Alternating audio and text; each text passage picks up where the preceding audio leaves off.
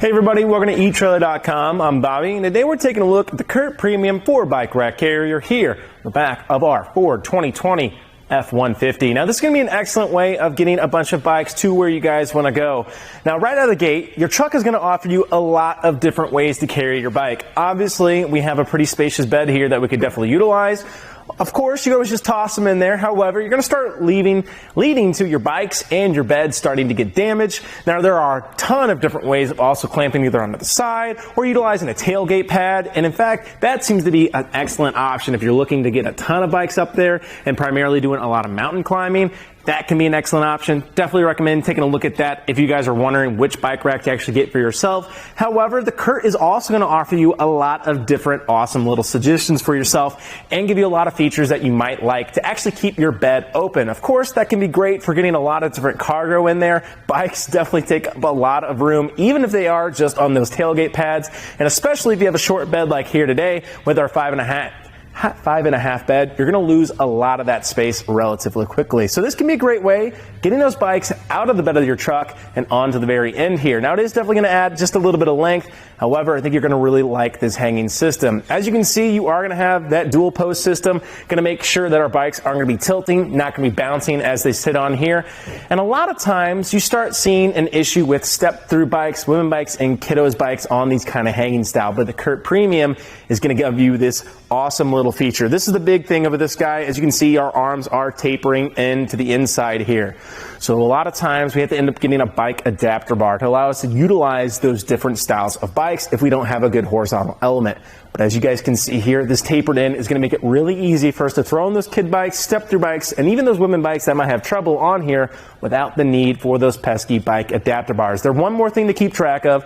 Now they're not too expensive, they're not too bad to utilize, but they can be a pain to manage. So I really like how this is actually eliminating the need for those guys if we have some kiddos in the family or just a few irregular bikes in the family or our friend group. Now, right out of the gate, also, this is going to give you 180 pounds capacity overall, which is putting you around 45 pounds per bike, which can be amazing for ourselves as we can throw up anything we need on here.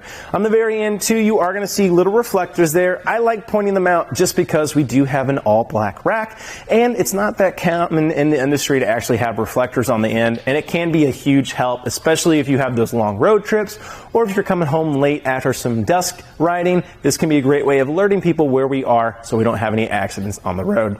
Now the cradles themselves are nothing too crazy. They are hard plastic here, and they are going to give us pretty good mounting positions. So one great little thing with these hanging styles, you're going to see you have that little anti-sway cradle as well. That can really reduce the sway that you're going to have. As you get more and more bikes up on here, guys, going to have a lot of sway. So having that innately there is going to give us a great vertical position here to really reduce that sway that our bikes are going to have. You are going to see too, you have that little inner grooving there across the cradle. Great so that those brake cables aren't getting pinched on the inside there. Not going to be damaging our frame or our brake cables as we get them on here. Now the strips themselves take no time to just go right over those knobs. And I actually am a fan of this knob system. A lot of the times on the carries, you start making them, you see them made of soft plastic, and they just bend really easy and eventually just become not that great of a mounting point. These guys are going to stay. That hard plastic is going to hold up, which you do love to see. Well, and one more thing too here with this, guys, if you're talking about what kind of bikes you can carry, since we have frame contact here today, not going to be great for those carbon frame bikes. However, going to do a great job for your most standard and your mountain bikes. Of course, that high weight capacity can be great too of getting some of your beefier bikes up on here. Well, to take it off doesn't take any time. We just simply stretch out our rubber strip going across.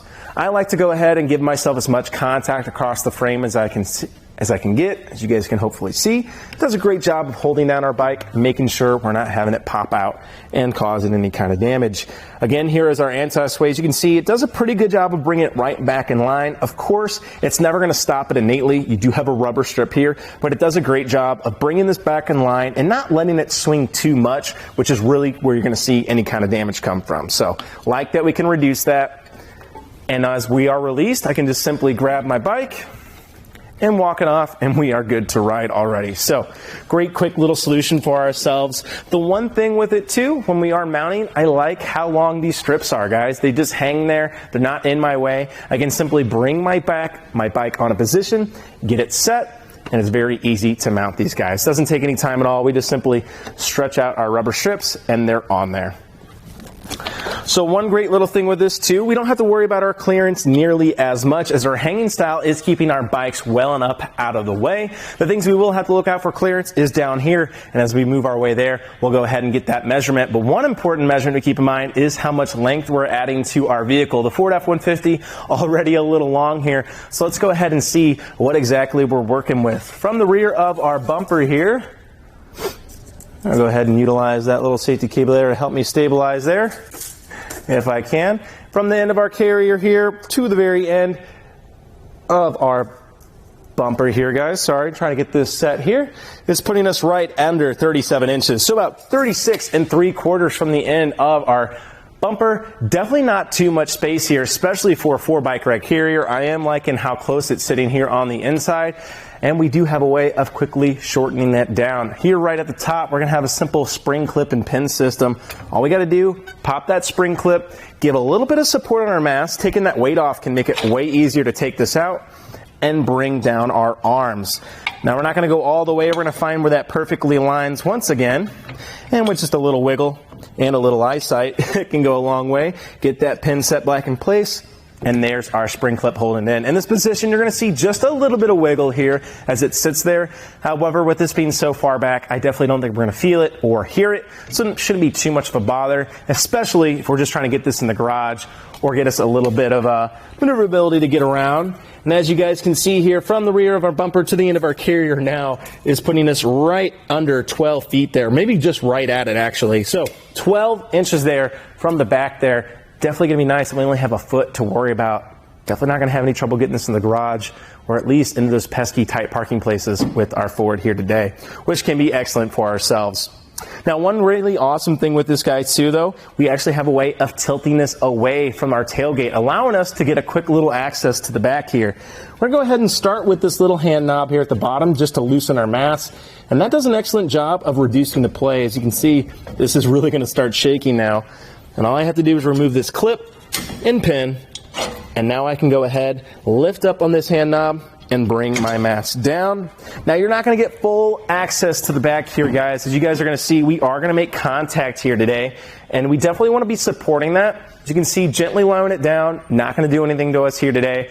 I would also be hesitant to put any kind of weight here in the tailgate. We don't want that putting pressure on our carrier. But what this can be great for is maneuvering here to the front of our cab, grabbing our heavy items, bringing them up front, and then taking that weight off and getting them out. Could be like a heavy cooler or something like that. I like that I get full access to the bed, even if I can't put all that weight there. Nice that I'm not having to go across my sidewalls to get those heavy items. I can go ahead and just give myself a little bit of help.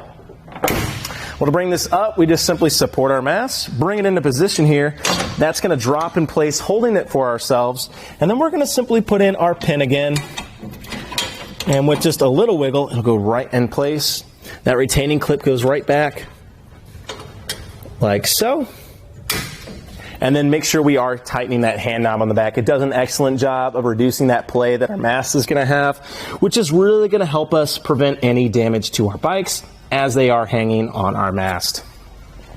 Well, that's a great little way of shorting that down. And remember that clearance we were worried about, we are sitting pretty close here to our hitch. Even though those front wheels go up, the back will go down. We're not too extended here from our rear axle. So let's go ahead and see what we're working with. From the ground to the very end, it's putting us right at 17 inches there. So definitely something I'm not going to be too worried about. Just be careful if you are having any steep grades or if you're doing a little off-roading. You only have so much clearance here, but with us being so close here on our Ford, I don't think we're going to have any issue at all. Moving our way to the inside here of our shank, you will see we have a 2-inch shank here today, and we are utilizing our 2-inch receiver. On the inside of that too, you'll notice we have a little pin in place. That's actually a threaded anti-rattle hitch bolt. That does an excellent job of bringing this all in line to one system, taking all that play out that our carrier might have. And as you guys can see, that's bringing it in line to the frame of our vehicle, making for a nicer, smoother ride for ourselves, our bike rack, and especially our bikes, which again is really the name of the game. Now that only has a simple little clip here on the end, just to keep that to itself and make sure that that alignment doesn't come out askew. Well, also on here, the Curt, you do have a nice little U-bolt tie down, which can be great. When we're talking about that hanging style, we're talking about that play, keep in mind, you're just going to have that sway innately, even with those anti-sway. They do a good job, but just not enough always. If you're really worried about it, I might recommend taking a look at some cam buckle systems here at etrailer.com. Can be nice to go ahead and cinch our bikes down to themselves and onto that U-bolt to make sure that we don't have any issues. I would also look at maybe some security elements with this guy. That's kind of the only big takeaway that I think this guy has a failing with. There's no way of really keeping this to our vehicle when we leave it unattended, and not even our bikes to our carrier. Again, that U-bolt can be a great little spot for a bike cable to just go through all our bikes and make sure it at least stays to our carrier. And if we're just doing that, I think that's probably all we really need to do to make sure that our bike stays safe here on the back of our Ford. Well, guys, I think that about does it for our look at the Curt Premium 4-bike rack carrier here on our Ford 2020 F-150. I'm Bobby. Thank you for watching. Here it is on our test course. We'll start by going through the slalom. This is going to show us the side-to-side action, which simulates turning corners or evasive maneuvers. Next, we're at the alternating speed bumps, which we'll see the twisting action. This will simulate hitting a curb or pothole or driving over uneven pavement.